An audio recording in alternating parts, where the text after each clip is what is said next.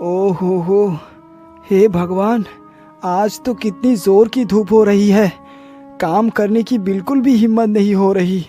अरे रमेश भैया, जरा पानी वानी तो पी लो, फिर काम कर लेना। जरा देखो तो कितनी जोर की धूप हो रही है। हाँ हाँ भैया, आप एकदम उचित कह रहे हैं। मैं जरा आराम कर लेता हूँ, फिर काम करूँगा।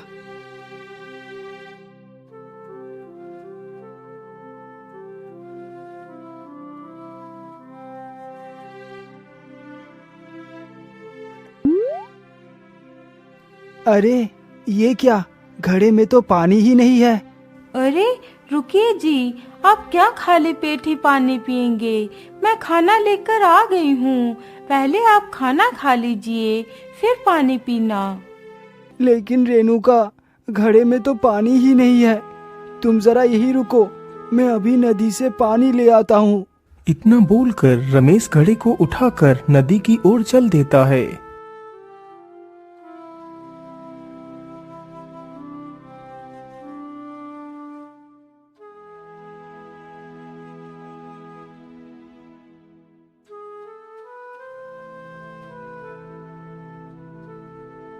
वाह वाह वाह, नदी के इस निर्मल जल को देखकर तो मन ही नहीं भरता। चलो, मैं जल्दी से पानी भर लेता हूँ।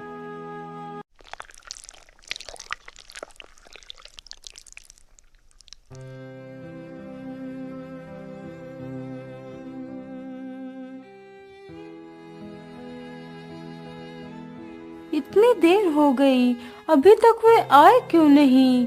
बेचारे इतनी कड़कती धूप में भी काम कर रहे हैं। अरे क्या हुआ रेणुका, तुम कहाँ खोई हुई हो? अरे आप आ गए। हाँ हाँ, मैं आ गया हूँ। अब तुम और विलंब मत करो, जल्दी से खाना दो, मुझे बहुत जोर की भूख लगी है। हाँ हाँ, यह लीजिए।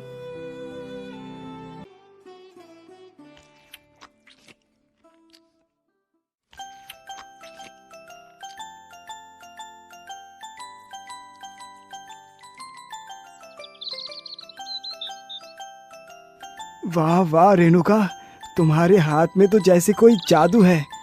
तुम्हारे हाथों का खाना खाकर तो मेरा मन प्रसन्न हो जाता है। अरे क्या हुआ रेणुका, तुम इतनी उदास क्यों बैठी हो? कहीं नहीं जी, मैं आपके बारे में ही सोच रही थी। मेरे बारे में? लेकिन तुम मेरे बारे में सोच क्या रही हो? अजी, आप इतनी मेहनत करते हैं, चाहे धूप हो या बरसात, आप हमेशा खेत में ही परिश्रम करते रहते हैं। इस प्रकार आपका शरीर तो कितना कमजोर हो चुका है। लेकिन भाग्यवान, यही तो मेरा कार्य है। इसके अलावा और मैं कर भी क्या सकता हूँ? यदि अनाज नहीं उगाऊंगा तो हम खाएंगे क्या? अरे आप ये क्यों भूलते हैं कि जो खेत में कभी काम नहीं करते हैं तो उन्हें खाने को कैसे मिल जाता है? मैं कुछ समझा नहीं भाग्यवान, तुम कहना क्या चाहती हो? मैं यही कहना चाहती हूँ कि आप तो दिन रात खेत में काम करते रहते हैं और आपके बड़े भाई दिन भर इधर उधर घूमते रहते हैं। क्या कभी वे खेत में काम नहीं कर सकते? अरे भाग्यवान, भैया दिन भर घूमते नहीं है। वो सबका फैसला करते हैं, क्योंकि वो मुखियागिरी करते हैं। और वो भी तो जो कमा कर लाते हैं उसे घर के कार्य में ही लगा देते हैं। जानती हूँ, लेकिन क्या आप मुखियागिरी नहीं कर सकते? आप मुखियागिरी करो और बड़े भैया खेतों में काम करेंगे। अरे नहीं नहीं भाग्यवान, भला मैं मुखियागिरी कैसे कर पाऊंगा? मुझे तो कुछ भी पता नहीं। अरे आप भी ना, यदि पता नहीं है तो पता भी हो जाएगा। नहीं नहीं रेणुका, ये कार्य मेरे बस का नहीं है। अरे मुखिया बनना इतना कठिन भी नहीं है, बस एक लाठी और सिर पर पगड़ी बांध लो, बन जाओ मुखिया जी। अरे तुम इस कार्य को जितना आसान समझ रही हो उतना आसान नहीं है ये। नहीं जी, मैं आपकी कोई बात नहीं सुनूंगी। कल से आप मुखियागिरी ही करोगे बस। अच्छा ठीक है भाग्यवान, मैं भैया से इसके बारे में बात करूंगा।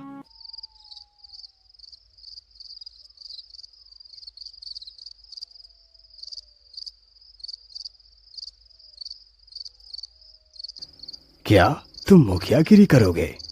जी भैया, मैं इतने दिनों से खेत में काम करता आया हूँ और आप मुखियागिरी। अब आप कुछ दिन खेतों में काम करें और मैं मुखियागिरी करूँगा। रमेश, मुखियागिरी करना इतना आसान नहीं है। तुम इस कार्य को नहीं कर पाओगे मेरे भाई। लेकिन भैया, हर कार्य करने से ही आता है। आप मुझे एक मौका दें। छोटे, यदि तुम्हारी यही इच्छा है तो मैं तुम्हें रोकूंगा नहीं। ठीक है, कल से तुम मुखियागिरी करना और मैं खेतों में काम करूंगा।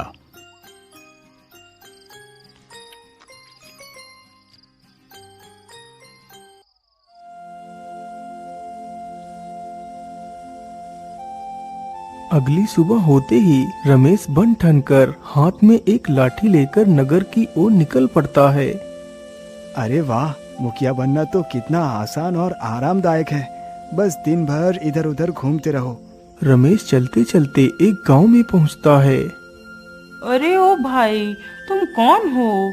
तुम तो मुझे कुछ जाने पहचाने से लग रहे हो। अरे, ये कैसी औरत है जो मुझे जाना पहचाना बता रही है, जबकि मैं तो पहली बार इस नगर में आया हूँ। अरे क्या हुआ? तुम कहाँ खो गए? आखिर तुम कौन हो? मैं बसंत नगर का मुखिया रमेश हूँ।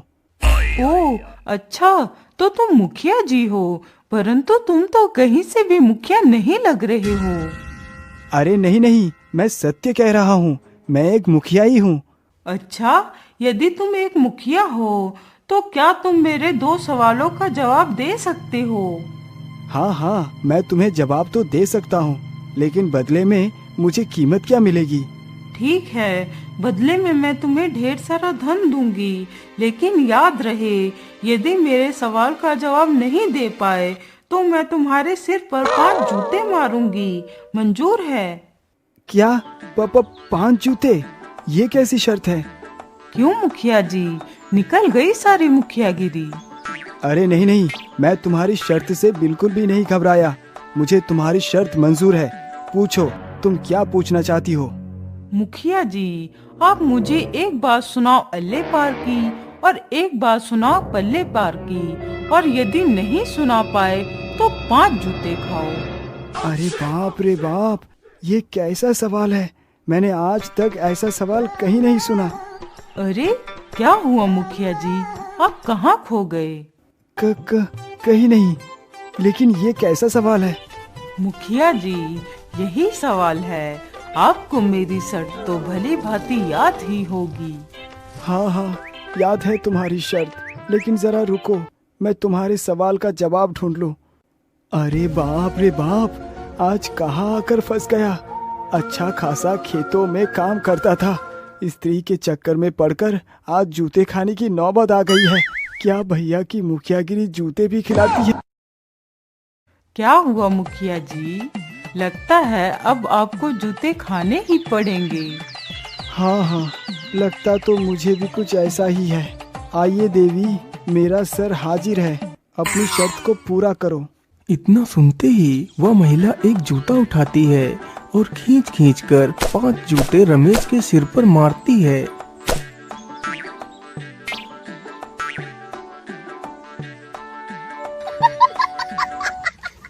मुखिया जी, अब आप यहाँ से जा सकते हैं। हाँ हाँ, जाता हूँ देवी, जाता हूँ। बड़ा आया मुखिया बनने। आजकल कोई भी पगड़ी बांध हाथ में लाठी लेकर मुखिया बन जाता है। अब तो यह मुखिया दोबारा लौटकर नहीं आएगा। भैया, ये लीजिए अपनी लाठी और पगड़ी। मुझे नहीं करनी मुखियागिरी। लेकिन रमेश, हुआ क्या? मुखियागिरी तो तुम खुद करने गए थे। अरे भैया, मुझे समझ नहीं आता कि आप मुखियागिरी करते हैं या सबके जूते खाते हैं। अरे रमेश, कुछ बताओगे कि आखिर हुआ क्या है? भैया, मैं प्रीतम नगर गया था, वहाँ पर मुझे एक स्त्री मिली थी। फिर रमेश सारी कहानी अपने बड़े भाई को सुनाता है।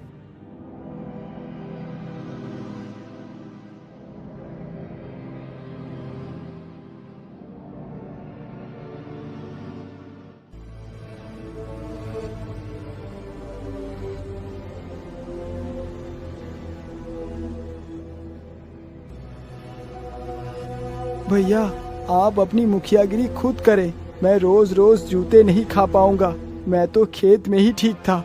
इतना बोलकर रमेश फिर से खेतों की तरफ चला जाता है।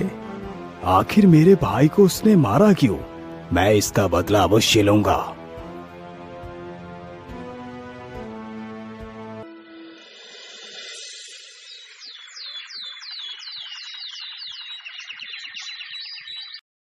अगले ही दिन भीमा बन ठन कर निकल पड़ता है।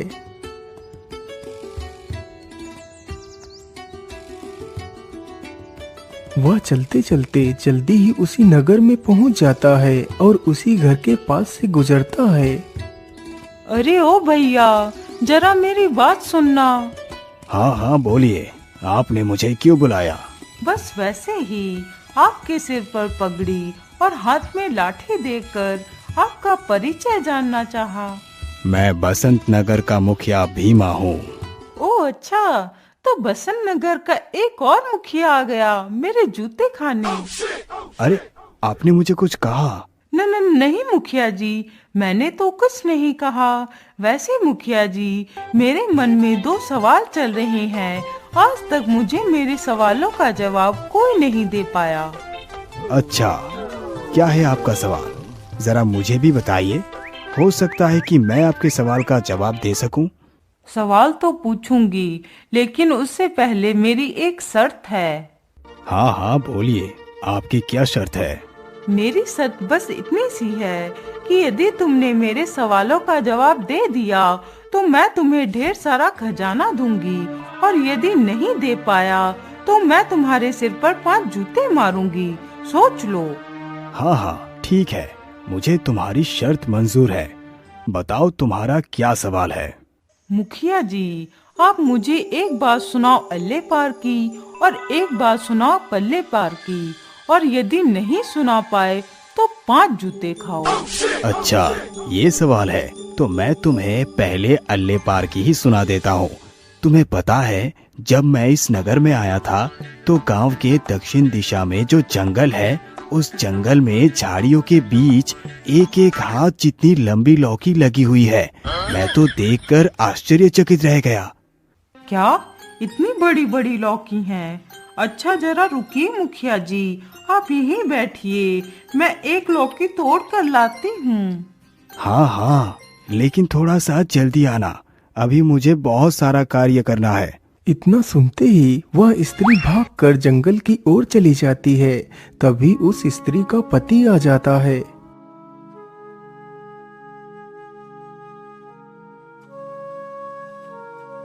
अरे मुखिया जी, आप हमारे घर में, बोलिए आपका यहाँ आना कैसे हुआ? अरे कुछ नहीं भाई, मैं बस यहाँ से गुजर रहा था तो आपकी पत्नी ने मुझे यहीं पर बैठा लिया। अच्छा अच्छा ठीक है मुखिया जी। अरे भाग्यवान, जरा मुखिया जी को कुछ खिलाइए पिलाइए। अरे भाई, आप किसे आवाज दे रहे हैं? यहाँ तो कोई भी नहीं है। कोई भी नहीं? लेकिन मेरी पत्नी कहाँ गई? वो तो घर में ही थी। अरे भाई, थी तो घर में ही, लेकिन अभी अभी एक व्यक्ति यहाँ पर आया था। उसने आपकी पत्नी की तरफ कुछ इशारा किया तो तुम्हारी पत्नी उसके पीछे पीछे दक्षिणी जंगल की ओर चली गई। अरे मुखिया जी, आप ये कैसी बातें कर रहे हैं? हाँ हाँ भाई, मैं एकदम सत्य कह रहा हूँ। यदि तुम्हें मुझ पर यकीन नहीं तो गांव के दक्षिण दिशा में जो जंगल है वहीं जाकर देख लीजिए। इतना सुनते ही वह व्यक्ति तुरंत ही जंगल की ओर निकल पड़ता है। आखिर माधुरी किसके इशारे पर जंगल की तरफ गई है? आज मैं इस बदचलन को जीवित नहीं छोड़ूंगा। आखिर उस मूर्ख मुखिया ने तो यही जंगल बताया था, लेकिन यहाँ पर तो कोई भी लौकी नहीं लगी हुई है। मुझे लगता है उन झाड़ियों के पीछे जरूर लौकी लगी होगी। चलो चलकर देखती हूँ। माधुरी जैसे ही झाड़ियों के पीछे जाती है, तभी उसका पति उसे झाड़ियों के पीछे देख लेता है। अरे मुखिया जी तो एकदम उचित कह रहे थे। मेरी गैर मौजूदगी में ये किससे मिल रही है? आज ये दुष्ट मेरे हाथों से नहीं बच पाएगी। इतना बोलकर वह उसके पास जाता है।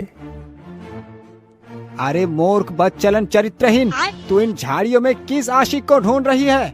अरे आप गलत समझ रहे हैं। मैं तो यहाँ लौकी ढूंढने आई थी। दुष्ट, मुझसे छल करती है। लौकी तू झाड़ियों के बीच ढूंढ रही है। रुक, अभी देता हूँ तुझे लौकी। इतना कहते ही वह युवक खींचकर 4-5 डंडे अपनी पत्नी को जमा देता है।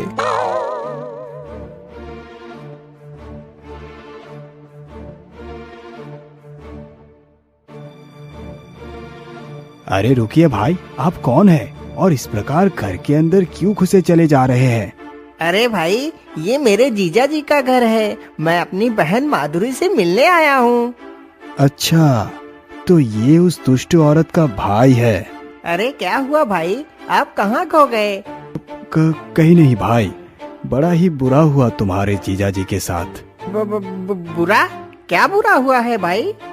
अरे भाई साहब, तुम्हारी बहन के ससुर की मृत्यु हो गई है, इसीलिए तुम्हारे जीजा जी और तुम्हारी बहन दक्षिणी जंगल में बैठकर रो रहे हैं। मैंने उन्हें लाने का बहुत प्रयास किया, लेकिन वो दोनों नहीं आए। अब तुम ही जाकर देख लो। इतना सुनते ही वह भी भागकर जंगल की ओर जाता है।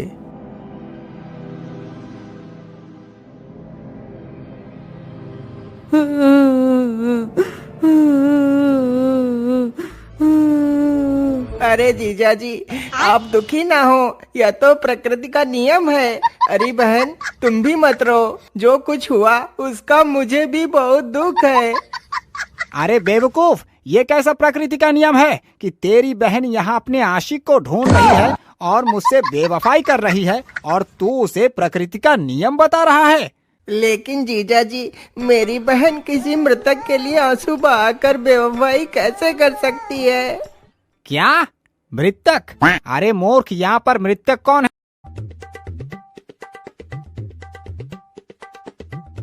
अरे जीजा जी, आप ये कैसी बातें कर रहे हैं? लगता है आप पिता की मृत्यु के बाद सदमे में चले गए हैं। अरे गधे, मैं किसी सदमे में नहीं हूँ। मेरे पिता की मृत्यु 10 साल पहले ही हो चुकी थी, तो अब मेरे पिता कहाँ से आ गए?